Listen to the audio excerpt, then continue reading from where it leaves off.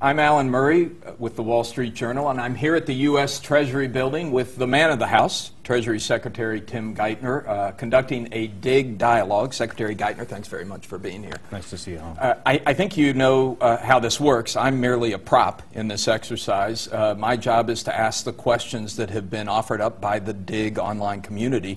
There were thousands of questions proposed, and then members of the community voted on those questions. I'm going to ask you the top 10. First one came from Borez, B-O-R-E-Z. These people don't always use their real names, but that's his dig name. 1,134 digs. Why has the Federal Reserve Bank never been audited? You know, the Fed actually is subject to very comprehensive oversight by the Congress, by a series of external auditors, and it does play this very important role in the system, and that requires that Congress have the ability to do a very careful review of how it conducts its operations. But very important, as I'm sure people understand, that you want to keep politics out of monetary policy.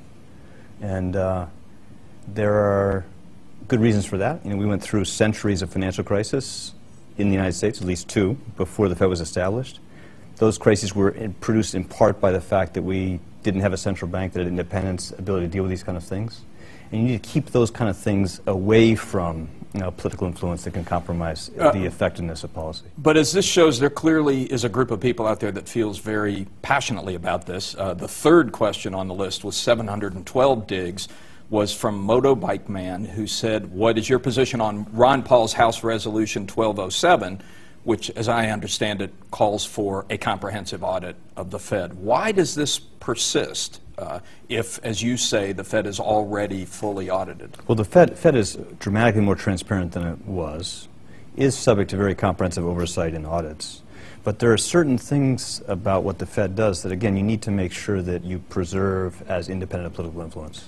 And that line is in a line that we don't want to cross. And I think that even the sponsor of that bill recognizes how important it is to us to have the Fed independent of politics. And I'm sure many of the people concerned about the Fed's role in the system will understand that it would be problematic for the country if you let politicians come in and shape conduct of monetary policy in the country. You don't want to cross the line, but does this kind of concern indicate that maybe the line needs to be moved, that maybe the Fed needs to be more transparent than it's been in the past? Yeah, I do. I think it's very important, and I think this chairman has gone a long way to open up the workings of the Fed so that people can assess them. And remember, what the Fed does every day, people can see, and they make their judgment about whether they're having the right impact in terms of making sure we're sustaining growth with low inflation. Those actions are subject to the test of the market, public opinion, really every day, every hour. You can see, people can judge for themselves whether the Fed is doing what it's supposed to do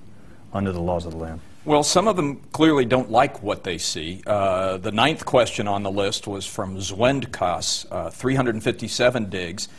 He wrote, you are a member of the Federal Reserve. I think he meant you were a member of the Federal Reserve, a group that so thoroughly mismanaged our monetary policy that they helped create a massive housing bubble because of the foolish loans and speculation enabled by low interest rates. And then you were involved in a horribly mismanaged bailout that hasn't freed up credit markets and can't even account for all it has spent. Why are you running the Treasury Department, was the end of the question. How do you respond? And that was number 9 on the list. I'm running the Treasury because the President asked me to do it, and the Senate confirmed me for that position. This is a terrible mess we're in as a country, and this crisis had a lot of causes. One of the causes was that monetary policy around the world was too loose, too long. Interest rates were too low, and so you had Was it just a misjudgment by the Fed? Well, again, the Fed moved to tighten interest rates way ahead of other countries, but as the Fed tightened, most countries around the world still kept interest rates very low. And you had this huge increase in wealth around the world, creating resources that were looking for investment opportunities. And that money flowed into the United States and pushed down long-term interest rates, even as the Fed tightened. And that did help contribute to the housing boom we saw. But that boom we saw here was present in many countries around the world. It was a broad, global monetary policy judgment that helped produce that. But that was not the only thing.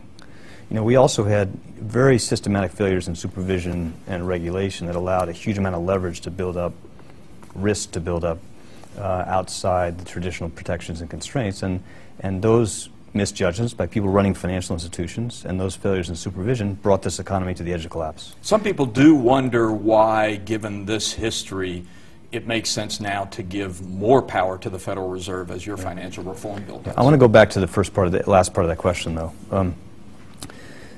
People want to look back over this crisis with the benefit of a little more perspective and make judgments about what we got right, what we got wrong. We did not move soon enough to put in place powerful enough measures to contain the damage of this crisis.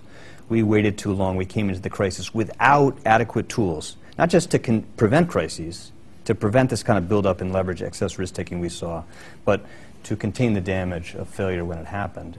Those were tragic mistakes. That's what made this crisis so much more damaging than it should have been, and that's why it's so important that we pass regulatory reform, financial reform, that gives us better powers to prevent crises and to manage them better. And that will require changing a lot of things. Another question, or another institution that's very much on the mind of the DIG community is Goldman Sachs.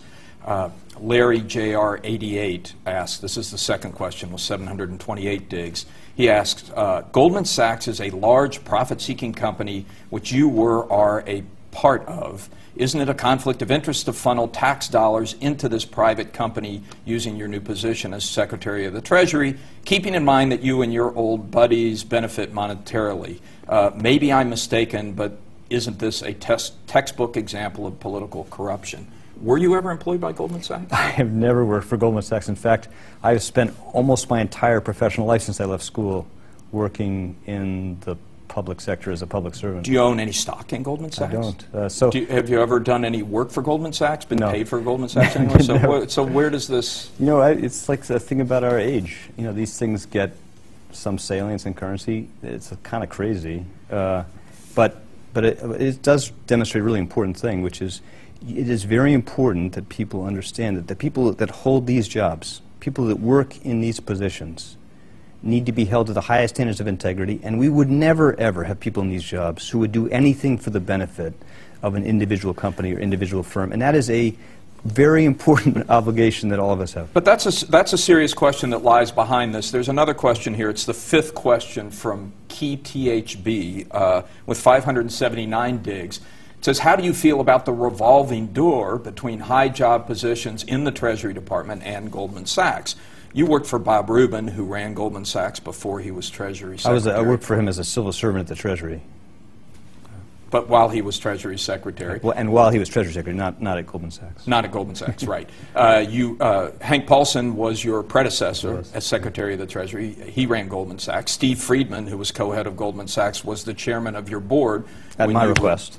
At your request, at the New York Federal Reserve Board. I think you have some Goldman staff. Your chief of staff was a lobbyist for Goldman Sachs.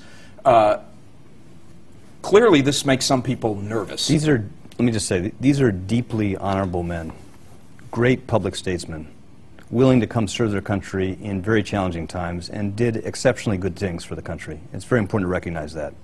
We're in a position where this government was forced to do exceptional things to save the economy from the brink of catastrophe. And the people of this country need to make sure we have people in these jobs here with experience in markets, so that as we negotiate with these firms, to protect the taxpayer, make sure we're getting our money back, that we have people that understand these markets, can actually understand them. So we will always be, as the Treasury has always done, we will always be looking to people with experience in the financial community, in business community, come in these jobs, because that is important for the American people. And just one important fact, you know, we're making some progress even already in walking back some of the broad investments the government had to make in the industry, and we're doing a relatively good job at earning a good return for the taxpayer. Just to give you one example, the average return we've had on the $80 billion of capital of investments the government made that we've now had repaid, the average return for us is roughly 16% an annual rate. That's a Can you talk about the Goldman Sachs investment in higher particular? than that. Higher than 16. I think the Goldman thing is in the mid-20s. But the important thing is that you need to have people in these jobs. These are complicated, difficult in any times. They're exceptionally difficult, complicated in a crisis like this. And the American people need to have people here who understand and can negotiate effectively, can be the other side of things to make sure we're protecting the financial interest of the American people. Okay, but key period